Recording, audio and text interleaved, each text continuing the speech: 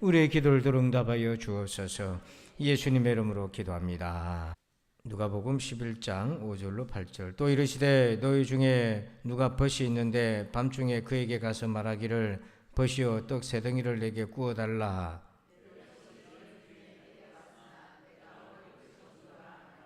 그가 안에서 대답하이르되 나를 괴롭게 하지 말라. 문이 이미 닫혔고 아이들이 나와 함께 침실에 누웠으니 일어나 내게 줄 수가 없노라 하겠느냐.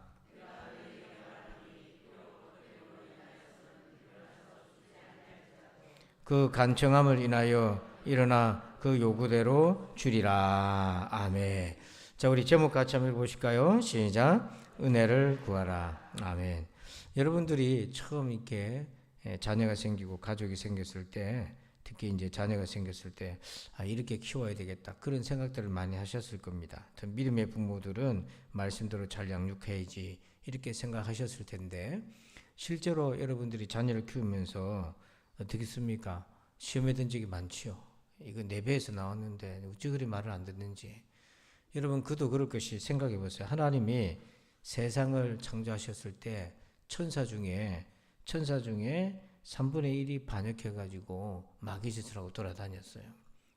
그러니 하물며 우리가 놓은 자식이야 오죽하겠습니까? 하나님께서 창조하신 아담과 하와도 그의 자녀들도 그랬던 거죠. 그래서 오늘 우리에게 필요한 것이 뭔가, 우리의 자녀에게 필요한 것이 뭔가, 우리의 가족에게 필요한 것이 뭔가, 피츠 패트릭이라는 분은 이렇게 얘기합니다. 한번 읽어볼까요? 시작. 기도할 때에 내 양육은 최상의 결과로 이어졌다. 이분은 그 양육 전문가인데, 양육 전문가니까 워낙에 자녀를 잘 키우는 방법을 알겠죠. 근데 다 안 먹히더라는 거예요. 다 안 통하더라는 거예요. 근데 왜 그러냐? 우리도 죄성을 가지고 있는 자녀도 인간이기 때문에, 원리, 원칙, 훈육 이런 걸로 잘 안 되기 때문에, 그래서 결국 기도하는 거죠. 기도는 결국 뭡니까? 그 아이에게, 가족에게 하나님의 은혜가 필요하다는 거죠. 그래서 오늘 5절 말씀 같이 한번 읽어봅시다. 시작. 또 이르시되 너희 중에 누가 벗이 있는데 밤중에 그에게 가서 말하기를 벗이여 떡 세 덩이를 내게 구워달라. 자, 5절 끝에 내게 구워달라. 이 구워달라는 건 빛을 내는 거죠. 성경에서 빛은 은혜를 진다는 거예요. 그러니까 은혜가 필요한 겁니다. 근데 오늘 말씀에 누구를 위해서 은혜가 필요합니까? 자기입니까? 타인입니까? 타인인 거예요. 친구가 멀리서 왔는데 떡을 먹을 게 없어가지고 다른 친구 집에 떡 구하러 가는 거죠. 그러니까 본문에서는 친구인데 이걸 우리에게 적용해 보면 자녀요, 가족이요, 이렇게 적용할 수 있어요. 그러니까 오늘 기도도 나를 위한 기도가 있고 다른 사람을 위한 기도가 있는 겁니다. 근데 예수님이 기도에 대한 예를 들 때에 바로 자기 자신이 아니라 다른 사람을 위한 기도의 예를 드셨어요. 그럼 어떻게 우리가 기도할 건가? 오늘 세 가지로 봅니다. 첫 번째, 1번 읽어볼까요? 시작. 무엇이 필요한지를 알라. 자, 우리 6절 말씀을 같이 읽읍시다. 내 벗이 여행 중에 내게 왔으나 내가 먹일 것이 없노라 하며, 자기 집에 친구가 왔는데, 나그네로 왔는데, 먼 여행을 갔다 왔는데 집에 양식이 없는 거죠. 근데 그걸 구하러 이제 밖에 나가서 구워달라고 한 겁니다. 자, 지금 오늘 우리의 자녀나 우리의 가족에게 필요한 것이 물과 음식만이겠습니까? 사실은 얼마나 열심히 먹입니까? 오늘도 여러분들 열심히 일하면서 가족들을 먹여 살리셨을 텐데요. 근데 중요한 거는 떡이 없어서 물이 없어서가 아니지 않습니까? 정말 중요한 거는 그런 걸 내가 자식들에게, 가족들에게 부양하고 먹일 수 있는데, 근데 정말 중요한 것이, 필요한 것이 있는데 그게 부모인 우리 자신에게 없다는 거죠. 내가 줄 수 있는 게 아니라는 거예요. 그게 뭡니까? 자, 우리 11장이 기도의 장인데 오늘 말씀과도 연결되어 있는데요. 13절 같이 한번 읽어봅시다. 시작. 너희가 악할지라도 좋은 것을 자식에게 줄 줄 알거든 하물며 너희 하늘 아버지께 구하는 자에게 성령을 주시지 않겠느냐 하시니라. 아멘. 자, 우리의 자녀에게 뭐가 필요한 겁니까? 성령님이 필요한 거예요. 떡과 물은 얼마든지 우리가 사실 먹여서 일해서 줄 수가 있지만은 이 성령 하나님은 내가 줄 수 있는 게 아니에요. 우리 주님만이 주실 수 있는 거예요. 여러분, 왜 우리의 자녀에게 이 성령님이 필요합니까? 여러분, 우리의 자녀가 여러분을 닮았으면 좋겠어요? 하나님을 닮았으면 좋겠어요? 그래서 그런 거예요. 나를 닮기를 원하면은 성령 필요 없어요. 그냥 같이 먹고 자고 하면 그대로 나를 닮게 되어 있습니다. 시키지 마, 하지 말아 해도 나를 닮게 되어 있어요. 제가 언젠가 그런 얘기 했지 않습니까? 저희 아버지가 저를 음악에, 유달리 삼형제 중에 저를 음악에 다뤘는데, 그 저희 엄마가 물었습니다. 어머니가. 그 잠결에 이렇게 제가 뭐 들은 것 같기도 하고, 왜 그렇습니까? 그랬더니 저놈이 나를 제일 많이 닮았다. 그래서 저리 놔두면 크게 삐뚤어질 위험이 있기 때문에 초장에 잡아야 된다. 나는 뭐 삐뚤어질 것도 없는데. 그러니까 그 자식이 부모 닮는 거는요, 특별한 노력을 기울이지 않아도 있으면 그냥 알아서 닮습니다. 근데 우리의 자녀가 하나님 아버지를 닮으려면 그거 우리 힘으로 되는 게 아니에요. 그래서 14장 16절에 한번 읽어볼까요? 요한복음입니다. 시작. 내가 아버지께 구하겠으니 그가 또 다른 보혜사를 너에게 주사 영원토록 너희와 함께 있게 하리니. 아멘. 여러분, 여기 성령님을 또 다른 보혜사라고 하잖아요.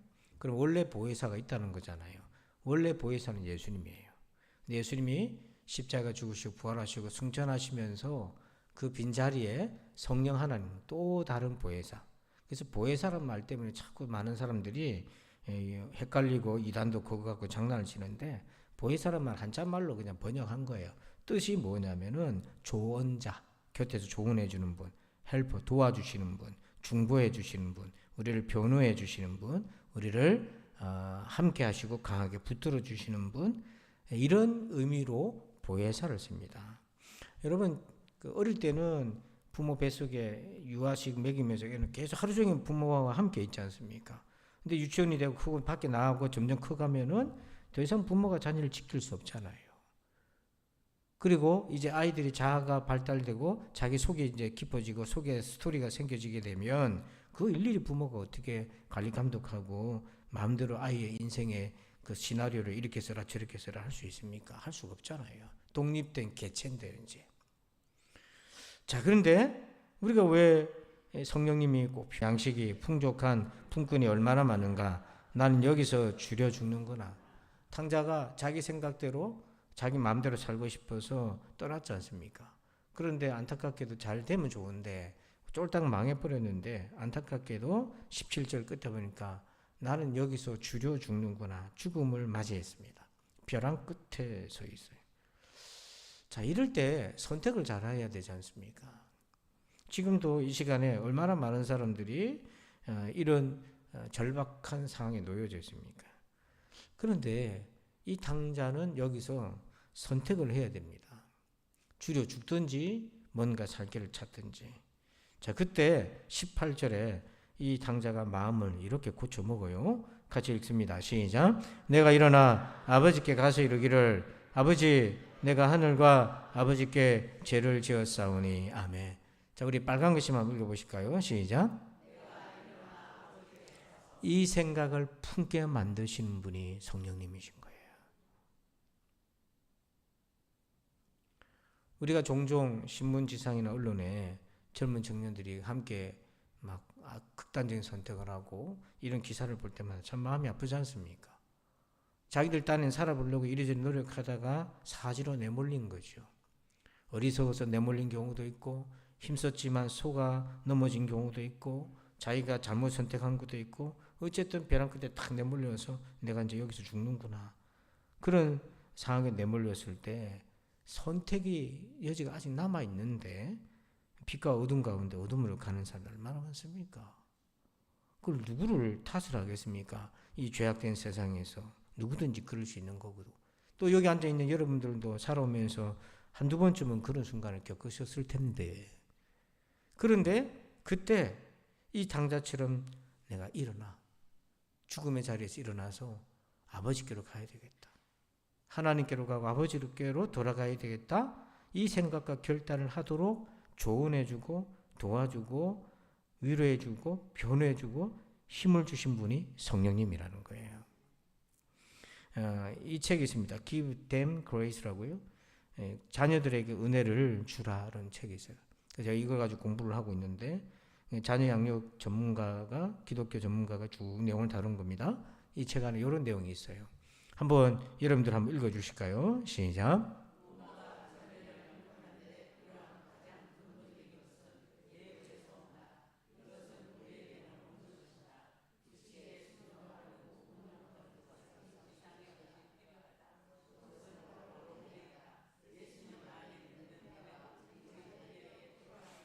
아멘. 여러분, 율법이 없어서, 규칙이 없어서, 도덕 교과서가 없고 윤리가 없어서 그렇게 된 게 아니잖아요. 하나님의 은혜, 그 아이의 마음, 우리 영혼의 마음, 우리들의 마음을 만져주시는 예수 안에 있는 그 은혜가 꼭 필요하더라. 이걸 놓고 기도하자는 거죠. 자, 두 번째, 이번 제목을 볼까요? 시작. 은혜를 구하러 가라. 자, 우리 11장 5절입니다. 또 이르시되 너희 중에 누가 벗이 있는데 밤중에 그에게 가서 말하기를 벗이여 떡 세 덩이를 내게 구워달라. 자, 우리 빨간 글씨 한번 읽어볼까요? 시작. 밤중에 그에게 내게 구워달라. 내가 줄 수 있는 게 아니니까 가서 구워달라고, 빌려달라고 빚을 구합니다. 은혜를 구합니다. 근데 누가 이 은혜를 줄 수 있겠습니까? 누가? 아까 읽어봤죠? 11장 13절에 보니까 누가 이 은혜를 줄 수 있다고 되어 있습니까? 너희 하늘 아버지께서. 내가 줄 수 있는 게 아니에요. 그래서 기도하는 겁니다. 부모는요, 자녀를 키우면서 두 가지를 경험하게 됩니다. 그게 뭐냐면 하나는 효능감이고 하나는 무력감이에요. 이 효능감이란 게 뭐냐면 아이가 공부를 잘한다든지 어떤 달란트가 특출나서 그 부분에 빛을 발한다든지 부모의 어깨를 좀 으쓱하게 만들어주면 부모는 효능감을 느껴요. 야. 왜냐하면 부모랑 자녀는 연결되어 있기 때문에 자녀가 잘 되면 내가 잘 되고 자녀가 공부를 잘하면 내가 잘하는 걸로 신분 세탁이 되기 때문에 그래요. 그래서 가난하고 어려웠던 시절에 부모님들이 돈 벌어가지고 저희 부모님 세대 때 그렇게 공부한 이유가 뭐냐면 너무 가난하고 어려워서 공부를 못했기 때문에 자녀가 공부를 잘하게 되면 보상을 받는 거죠. 자녀가 공부를 잘한 거는 애초에 누가 공부를 잘했다는 거예요. 내가 잘했다는 거죠. 그러니까 어깨가 뻥뻥 올라가지 않습니까? 그런데 이런 효능감만 있었겠어요? 자녀가 원하는 대로 풀리지 않고 어려움이 생기면 부모는 어떤 걸 느낍니까? 무력감을 느껴요. 그러니까 여러분, 이 효능감과 무력감을 퍼센테이지로 따지면 효능감이 많아요? 무력감이 많아요? 예, 무자가 나왔습니다. 그래서 무값이 비싸다던데. 제가 어디 식당에 가가지고 무를 계속 먹으니까 아줌마가 눈치를 주더라고요. 무값이 비싼데.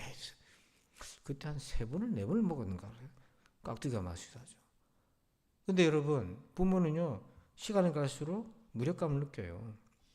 근데 이 무력감은 정말 무거운 십자가인데요. 사실은 골든타임이 있습니다. 자녀가 그래도 중고등학교까지 다닐 때는 이때까지는 부모 말을 듣지만 이제 그 시간이 지나고 나면은 이제 그렇지 않아요. 골든타임이 굉장히 중요한데 시간이 많지 않아요, 우리에게. 배꼽 인사해야지 하고 이렇게 하던 아이가 아닙니다, 더 이상. 그러니까 이 무거운 무력감 때문에 부모들이 막 지치고 탈진하는 경우가 많은데 여러분, 그러니까 하나님께 은혜를 구해야 되는 거예요. 그러니까 하나님 은혜를 구해야 되는 거예요.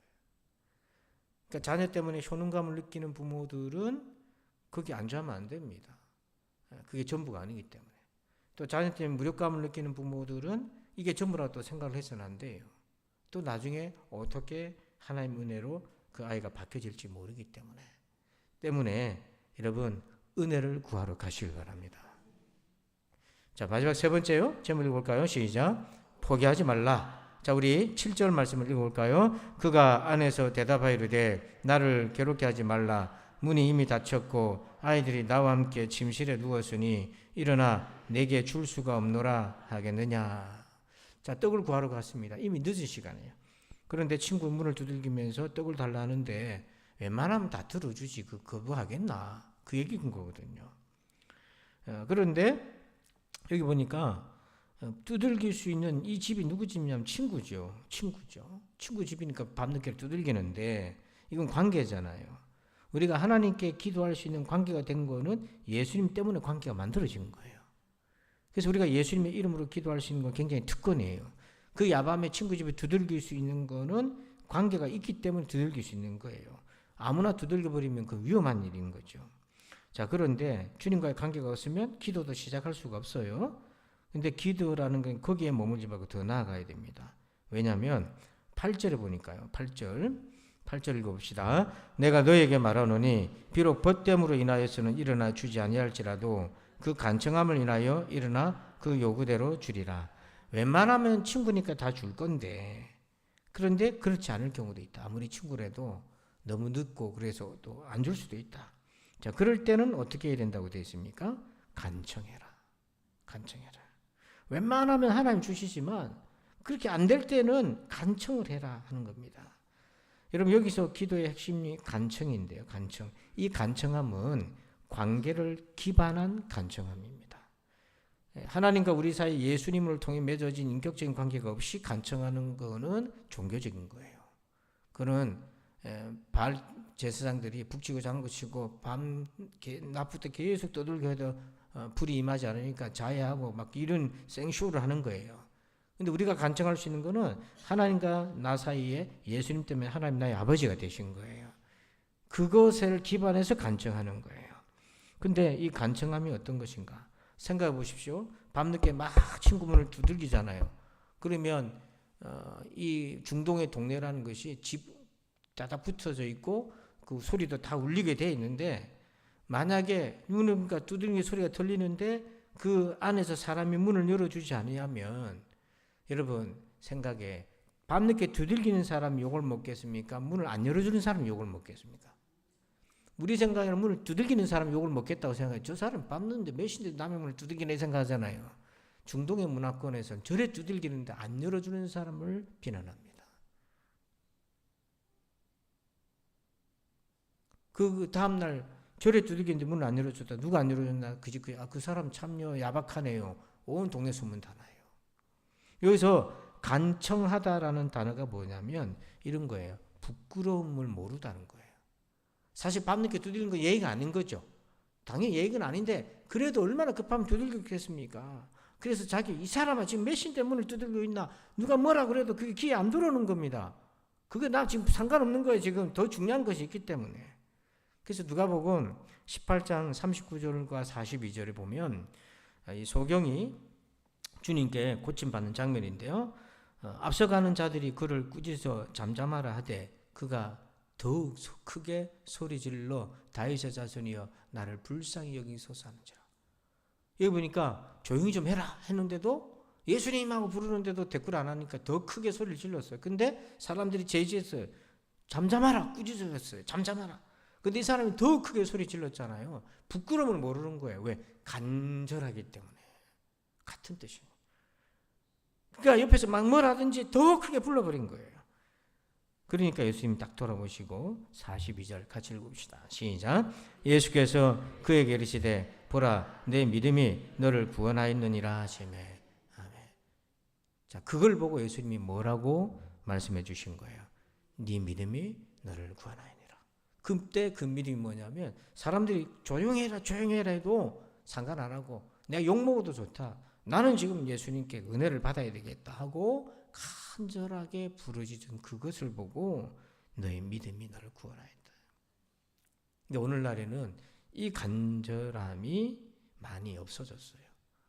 저는 이제 가끔 그런 말을 하는 분들한테 좀 상처가 받았는데, 어떤 거냐면 제가 이제 한 20년 전쯤에 조그만 교회 이제 담임을 할 때였습니다. 이제 처음 담임 경험은 성도 한 10명 앉혀놓고 있을 텐데, 그때는 뭐 굉장히 열악했었어요. 그런데 이제 그 중에 외부에서 온 교인이 한 사람이 있는데, 이분이니까 떠돌아다니는 분이에요. 이분이 여기저기 딱 떠돌아다니는 분인데, 우리 교회도 왔습니다. 그래 보니까 어디 다닌 거예요. 처음 오니까 잘해요. 처음 오니까 막 자기가 뭐 손 걷어붙이고 일꾼도 없는데 하려고 그러고, 어느 날 갑자기 저보러 옷을 맞춰주게 되는 거예요. 그 목사 가운 있지 않습니까? 그래서 저는 뭐 해봐야 한 10만 원짜리인데 60만 원짜리 맞춘다고 와가지고 나를 뭘 알고 저거 들고 오나 그랬는데, 이분이 이제 그런 얘기 하더라고요. 목사가 가난해야 돼. 그래야 기도해. 이러는 거예요. 그래서 그럼 내가 양식이 없어서 하나님 앞에 기도해야 되고 물이 없어서 기도해야 되나? 복음을 위해서 기도해야지. 이 말이 뭐냐면 80년대만 해도요, 90년대만 해도 기도원에 사람들이 꽉 찼어요. 그때는 다들 어려웠지 않습니까? 지금 이제 기도원 가면 사람들이 거의 없어요. 그러니까 그분 하는 말도 한켠에는 이해가 돼. 이해가 돼.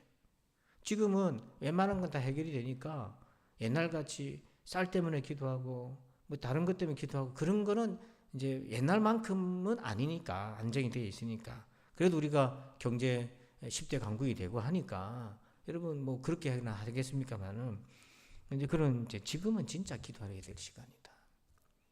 육체적인 필요가 아니라 영적인 필요를 위해서 기도해야 될 때다. 물론 사업을 하고 공장 운영하고 경기가 어려우니까 그걸 놓고 기도하셔야죠. 그걸 뭘 하는 게 아닙니다. 그것도 육체적인 것도 당연히 기도해야죠. 근데 이 기도에만 머물지 말고 영적인 대로 나아가야 된다는 거예요. 여기만 있으면은 경기 좋으면 안 하고 안 좋으면 하고 이게 아니잖아요. 그게 아니라 우리의 필요는 영적인 필요, 육적인 필요가 다 있으니까 두 개 다 필요하니까 둘 다 기도해야 되는데 영적인 필요로 넘어가야 되는 거예요. 여러분 한비아 씨 지금 은퇴해가지고 이제 뭐 어디서 노후를 병원에 계실 텐데 이분이 지도 밖으로 행군하라 그래가지고 거의 뭐 20년 전에는 얼마나 인기가 있었습니까? 이분이 이런 얘기를 해요. 여성으로서 오지를 막 개척하면서 이렇게 봉사활동을 했는데 해도 안 돼서 포기할 마음이 들면 내가 이것을 위해 최선을 다했는가를 생각합니다. 그리고 혹여나 내 자신이 99도까지 왔기 때문에 아직 끌지 못할 수도 있지 않나 생각하죠. 그래서 마지막으로 다시 한번 시도를 하죠. 그럴 때 성공하는 경우가 있습니다. 이분은 그러니까 NGO 단체에서 일을 하는 거니까 사실은 손 내미는 일인 거죠. 그리고 남들이 안 가는 곳에 가가지고 일을 해야 되는 거예요. 끊임없는 도전인 거예요. 끊임없는 요청이고 도움을 구하는 거죠. 것처럼 그냥 평탄하게 완만하게 결국 가서 응답을 받고 그렇게 될 것이다 생각하잖아요. 이건 우리의 이상적인 거고 현실은 밑입니다. 기도를 출발했습니다. 불도 있고 폭탄도 있고 마귀도 있고 흐린 날도 있고 우여곡절이 너무 많아요. 그러니까 이게 기도한다는 게 쉬운 게 아니에요. 이런 골짜기로 떨어질 때마다 포기하고 싶은 거죠. 근데 그걸 아셔야 됩니다. 우리가 포기하면 우리의 자녀들 가족을 위해서 누가 기도하겠나. 포기하면 안 되는 거예요. 아무리 힘들어도 붙들고 가야 될 십자가가 우리에게 주신 거예요. 사실은 저나 여러분이나 뭐 준비돼가지고 부모가 됐습니까? 얼렁뚱땅 부모가 돼가지고 부모 되는 건 뭔지도 모르고 요즘은 부모 교육도 있게 한데 그거 뭐 듣는다고 부모가 준비됩니까? 부모라는 게 낳아봐야 되고 길러봐야 이런 거구나 아는 거고 자기랑 부딪히고 아는 거고 그런 거죠. 또 여러분들 중에 이제 손자 손녀 키우신 분도 있을 텐데 내 자식 때는 내가 못했는데 손주들한테 내가 잘해야지 했는데 또 보면 이놈의 자식 내 자식 닮은 거지. 그러니까 우린 평생 이걸 지고 가야 될 과업인데요. 그러니까 꼭 세 가지를 기도해야 됩니다. 기억하셔야 됩니다. 첫 번째 뭡니까? 뭐예요? 무엇이 필요한지 알라. 은혜가 필요하다. 두 번째 뭐예요? 은혜를 구하러 가라. 그 주님 앞에 은혜 구하러 가야 됩니다. 세 번째 뭐예요? 절대 포기하지 마십시오. 탕자가 마음을 고쳐먹고 돌아올 날이 꼭 있습니다. 포기하지 마시기 바랍니다. 기도합시다. 하나님 감사합니다. 오늘 이 말씀을 통하여서 오늘 이 저녁에 우리가 정말 자녀의 십자가를 지고 주 앞에 나옵니다. 하나님 우리의 기도가 아버지 하나님이 끝까지 인내함으로 나아가서 마침내 하나님 아버지 응답받는 그날이 오는 것을 믿음으로 보게 하여 주옵소서. 이 무거운 십자가에 아버지 하나님 지고 갈 수 있는 힘과 능력을 더하여 주시고 오늘 밤에 하나님 은혜가 필요합니다. 나에게 은혜가 필요하고 자녀에게도 은혜가 필요하고 우리 가족에게도 필요하고 우리의 성도들에게 이 나라에도 은혜가 필요합니다. 하나님 은혜를 내려 주시옵소서. 예수님의 이름으로 기도합니다. 아멘. 자, 지금 8시 40분인데요. 우리 찬양하고 기도하는 시간을 가질 텐데 한 9시까지는 기도를 하십시오. 그래서 여러분들 자유롭게 기도할 수 있도록 시간을 드릴 테니까요. 우리 비준비하시니 오늘 기도하실 때는 여러분 말씀 가지고 붙들고 자녀를 위해서 은혜를 집중적으로 구하십시다. 우리 같이 찬양하겠습니다.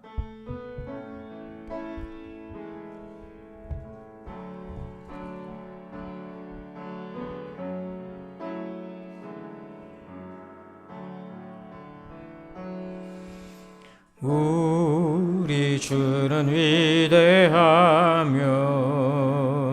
능력이 많으시도다. 그의 지혜 무궁하며 인자는 영원하도다. 상한 자들 고치시며 상처를 싸매시도다. 별들의 수를 세시며 이름을 붙이셨도다. 그가 구름으로 하늘을 덮으시며 땅을 위하여 비 준비하시니 예루살렘아 여호와를 찬송할지어다. 내 하나님을 감사함으로 주 앞에 나가며 주임제 앞에 경배. 예루살렘아 예루살렘아 여호와를 찬송할지어다. 내 하나님을 감사함으로 그 앞에 나가며 주임제 앞에 우리 처음부터 한 번 더 고백합시다. 우리 주는 위대하며 우리 주는 위대하며 능력이 많으시도다. 그의 지혜 무궁하며 인자는 영원하도다. 상한 자를 고치시며 상처를 싸매시도다. 별들의 수를 세시며 이름을 붙이셨도다.